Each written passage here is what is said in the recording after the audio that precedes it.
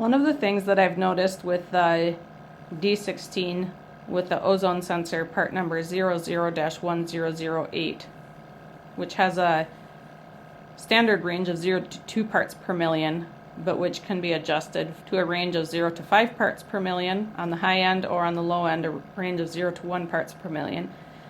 What I've noticed is that when you choose the higher range, the 0 to 5 parts per million, the sensitivity is lower, and so the reading will stay at 0 and then will suddenly jump above the human safety level, which causes alarms to go off. The high range is 5, and so it's set to the highest range that it's able to go to. And now I'm going to turn the ozone on. It's just a small ozone generator that I turned on, which is putting out low levels of ozone. And so we're just going to watch what happens. So notice how it went from 0 to way above the human safety level almost instantly. The reason for that is because the sensitivity is low and it's not picking up those tiny levels that well.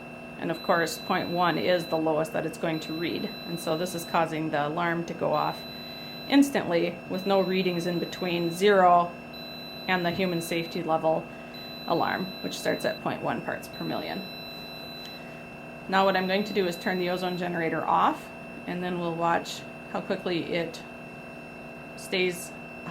falls and then stays at 0.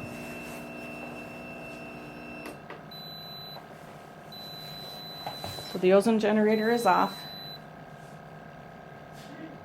and it fell down to 0 pretty quickly and then is remaining there. Even though I can actually smell ozone levels in the room, it is not picking those up at all. And the reason for that is because the sensitivity is lower. So if you're choosing the 0 to 5 parts per million range, that works really well in a situation where you know that you have ozone levels that are well above, say, 0.1 parts per million.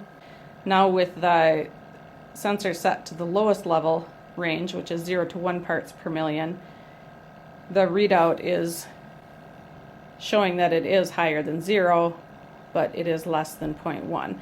And so it's just fluctuating between 0 and a little bit below 0.1 in the presence of very small amounts of ozone. I'm going to turn the ozone generator on again, and then we'll just watch how quickly it responds to the ozone. And notice too that the resolution is higher, and so that's also enabling those low levels to be showing up on the screen, low levels below 0.1 parts per million.